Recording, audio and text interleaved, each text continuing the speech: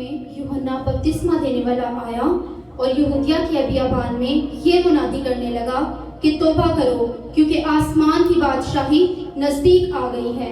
ये वही है जिसका जिक्र यशायाह नबी की मारिफत यूं हुआ कि बियाबान में पुकारने वाले की आवाज आती है कि खुदावंद की राह तैयार करो, उसके रास्ते सीधे बनाओ। खुदावंद के कलाम के पढ़े और सुने जाने पर उसकी बरकत।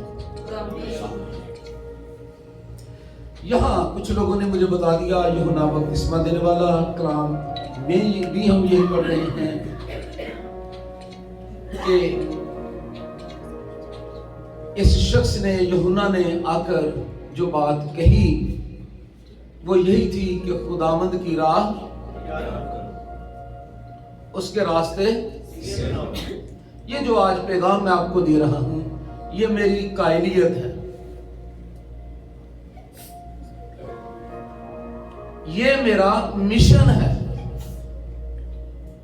ये मेरी जिंदगी का मकसद है कि खुदावंद की राह तैयार करूं।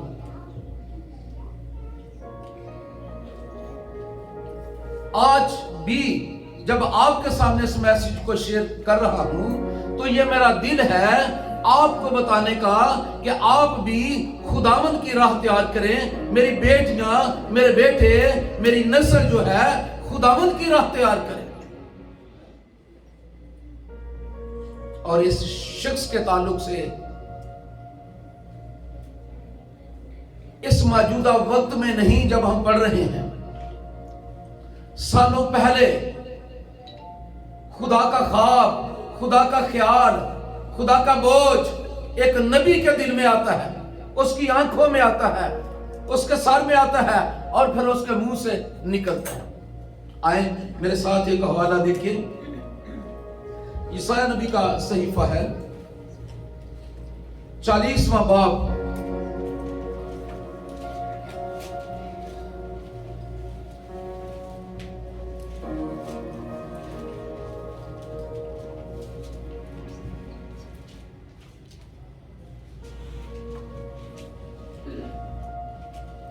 उसकी 3री आयत में कुछ इस तरह से लिखा है। सुजाना है यहां?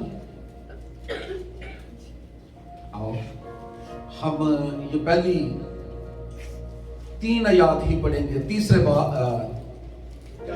40वें बाब की 3री, 4थी, सिर्फ 2 आयत, पुकारने वाले की आवाज।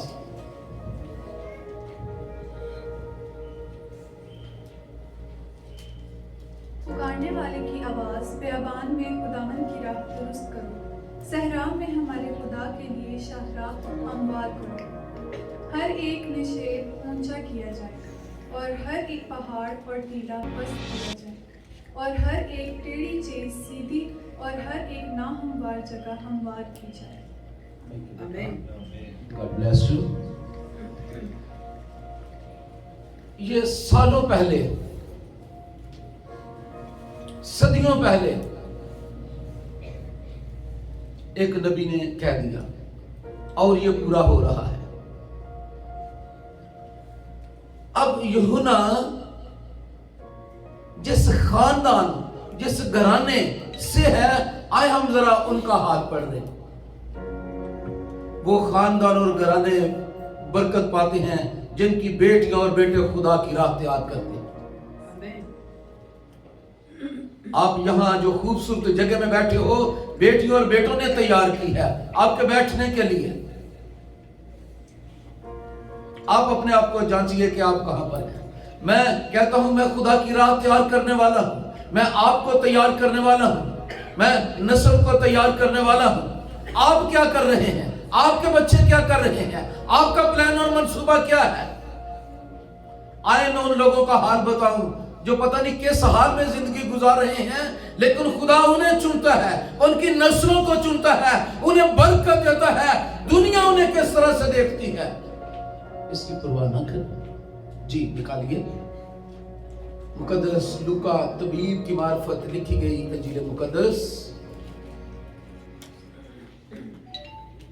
उसका पहला बाब है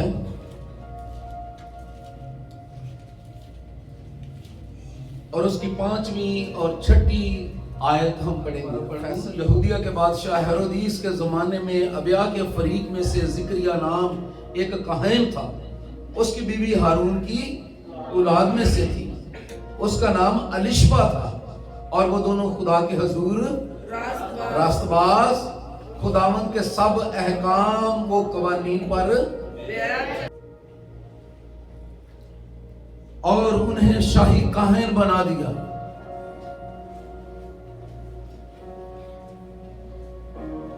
उन्हें जमीनी और आसमानी इख्तियारात दे दिए। मैं अभी इस पर नहीं रहना चाहता, आगे जाना है। लेकिन बाप काहिन है और उसकी बीवी हारून की औलाद में से थी। उसका नाम अलिशबा है। अलिशबा का मतलब है मेरे खुदावंद का वादा। मेरे खुदावंद का वादे, मेरे खुदावंद के। मैं अपनी कायलियत बयान करना चाहता हूँ। मैं शुक्रगुजारी करता हूँ कि खुदा ने अपने वादे इस जमीन पर मेरे साथ जो थे पूरे किए हैं। और मेरा ईमान है कि उसने जो आसमानी चीजों का भी वादा किया हुआ है वो मुझे आसमान पर, I trust him, I believe him. आसमानी वादों को भी मैं जरूर हासिल करूंगा। और यही आपको बताना चाहता हूं। मैं लिखी पढ़ी बातें नहीं करना चाहता। मैं वो बातें करना चाहता हूं जो मैंने अपनी जिंदगी में देखा और जिंदगी में फेस कर रहा हूं कि खुदा वादों में सच्चा खुदा है। लेकिन यह भी याद रखिए, मैं अलिशबा नाम को आपके सामने बयान कर रहा हूं। दुनिया उसे बांझ कहती है, उसे कहते हैं कि यह बाबरकत नहीं, लेकिन आसमानों से उस पर निगाह की गई। यहां एक हवाला है, पढ़ लेते हैं हम। ये पहले बाब की आप देखिए 24वीं आयत में। खुदा ने उन्हें बेटा दिया।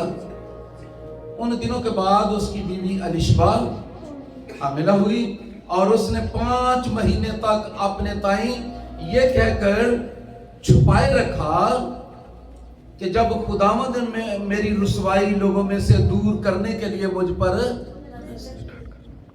Don't care about it what people think. लूका ही की मार्फत लिखी गई इंजील मुकद्दस उसका 10वां बाब है और उसकी पहली आयत हम देखेंगे। यहां इस तरह लिखा है, मैं तुमसे कहता हूं कि जो औरतों में से पैदा हुए उनमें यूहन्ना बपतिस्मा देने वाले से कोई, ये खुदा की राह तैयार करने वाले,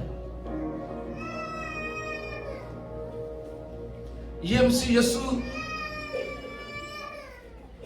से पहले आया है। ये मसीह यीशु के बारे में बयान कर रहा है। क्या ईसाया नबी ने ऐसे नहीं की कहा? मीका ने नबूवत नहीं की? मूसा ने ऐसे नहीं किया? और भी बहुत ज्यादा अंबिया किराम है। दाऊद ने बहुत सारी प्रोफेसीज की हैं। लेकिन मसीह यीशु ने यूहन्ना के बारे में कहा कि मैं तुमसे कहता हूं जो औरतों से पैदा हुए हैं उनमें यूहन्ना बपतिस्मा देने वाले से कोई,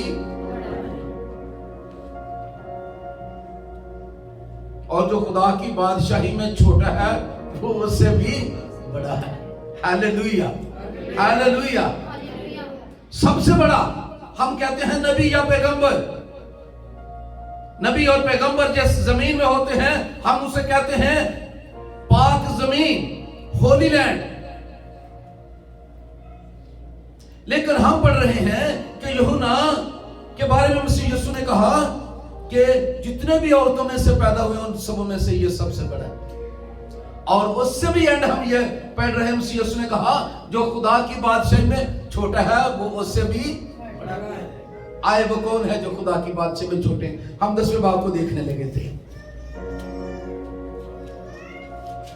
10वें बाब की पहली आयत में है, इन बातों के बाद खुदावंद ने 70 आदमी और मुकर्रर किए और जिस जिस शहर और जगह को खुद जाने वाला था वहां उन्हें 2-2 करके अपने आगे भेजा।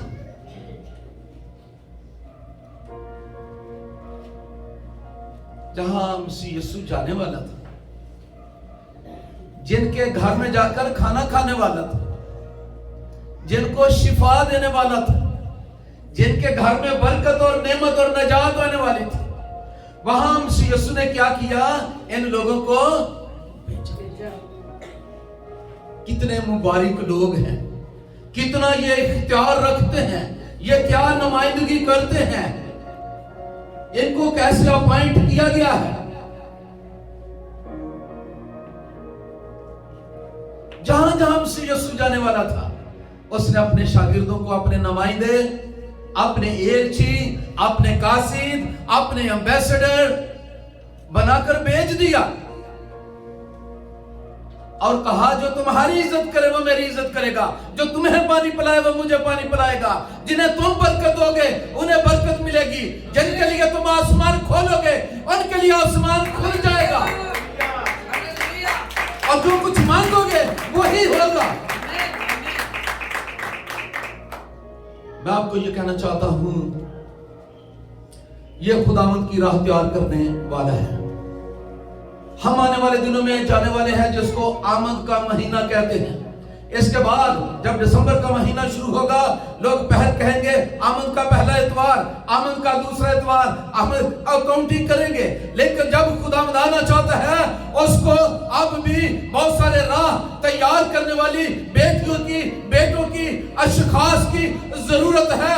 यूहन्ना आसमान पर चला गया, लेकिन अब मसीह यीशु ने मुझे, आपको, हम सबको इसके लिए तैयार किया है कि हम उसकी राह तैयार करें। आप क्या कर रहे हैं? आपके बच्चे क्या कर रहे हैं? आपके घर वाले क्या कर रहे हैं? झंडियां खरीद रहे हैं, लाइटिंग खरीद रहे हैं, क्रिसमस ट्री बना रहे हैं। ठीक है, ये जरूर करें, उसकी राहों को सजाएं, लेकिन उससे बढ़कर आप जिन घरों में, जिन जिंदगियों में, जिन मुल्कों में, जिन शहरों में, जहां जहां खुदा जाना चाहता है, जहां अंधेरा है, तारीकी है, जो भूखे हैं, जो प्यासे हैं, जो गुनाह की जिंदगी गुजार रहे हैं, उनके लिए मसीह यीशु दुनिया में आया कि वो निजात पाए। वहां जाने के लिए खुदावंद की राह तैयार करो। और जब आप इस तरह से काम करेंगे तो मैं आपको बताऊं, आप बरकत पाएंगे, आपको सोर्सेस मिलेंगे, आपकी राहें खुद हमवार होती जाएंगी। खुदा आपके लिए आसमान से फरिश्तों को आपकी तैयारी के लिए, आपकी मदद के लिए भेजेगा, ताकि उसके बेटे के लिए राह तैयार हो जाए। इस वक्त दुनिया मर रही है, dying world, and Jesus living Jesus for the dying world. और मरती हुई दुनिया के लिए सिर्फ जिंदा मसीह ही एक सहारा है, और वो आपके साथ कनेक्टेड है। आप उसे जानते हैं, आप उसे ले जा सकते हैं। और जब आप खुदावंद के लिए एक मीडिया, एक वास्ता, एक हथियार बन जाओगे, तो फिर मिशन का काम करोगे, तो आप पर आफात, मुसीबतें, दुख और तकलीफ कुछ आपका नहीं बिगाड़ेगी, इसलिए कि आप खुदा के हाथों में हैं, आप उसका हथियार हैं। आप दुश्मन पर कारी ज़रब लगाएंगे, खुदा की बादशाही को बढ़ाएंगे, खुदा खुद आपका हामी और मददगार और नासिर होगा, और कोई वबा आप पर हमलावर ना हो सके। इसलिए कि आप पर्पस की इस दुनिया में जिंदगी गुजार रहे हैं। ना हो घोड़िया खचरा तो कुछ भी नहीं है, समझ होना है। आए हम पर्पस की जिंदगी गुजारें, आए हम मिशन की जिंदगी गुजारें, आए हम मकसद की जिंदगी गुजारें। और एक और बात आपको जिताए देता हूं, मेरे साथ एक हवाला निकालिए, इमाल की किताब, उसका 13वां बाब और उसकी 48 आयत। अगर आप खुदा के हाथों में हथियार नहीं बनेंगे, खुदा कोई और हथियार ले लेगा। खुदा जो कुछ दुनिया में करना चाहता है, जो कुछ जानों के लिए करना चाहता है, जो कुछ लोगों को बचाने के लिए करना चाहता है, वो करेगा और उन्हें बचा लेगा, लेकिन और हथियारों को इस्तेमाल कर लेगा। और आप इस इज्जत से महरूम रह जाएंगे जो यूहन्ना को मिली। यूहन्ना सब नबियों से, जितने औरतों से पैदा हुए, सबसे बड़ा है, लेकिन जो खुदा की बादशाही में है वो उनसे भी बड़े हैं। आप लोगों ने हवाला निकाल लिया होगा इमाल की किताब और उसका 13वां बाब और उसकी 48 आयत। मैं भी जरा निकाल दूं।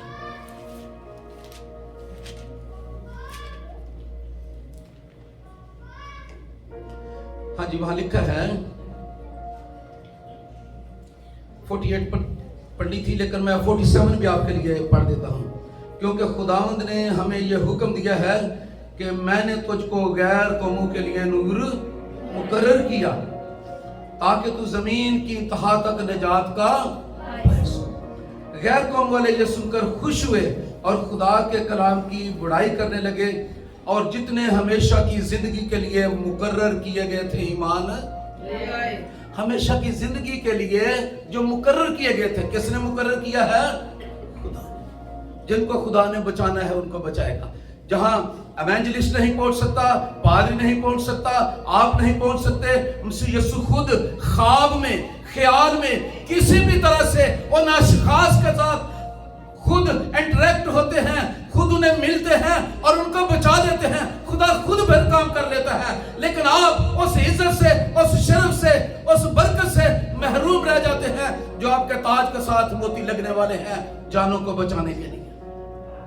मैं इससे पहले कि मसीह यीशु की आमद का महीना शुरू हो जाए दिसंबर, मैं आपको मिशन देना चाहता हूँ, मैं आपको टारगेट देना चाहता हूँ, मैं आपको कुछ करने के लिए कहना चाहता हूँ।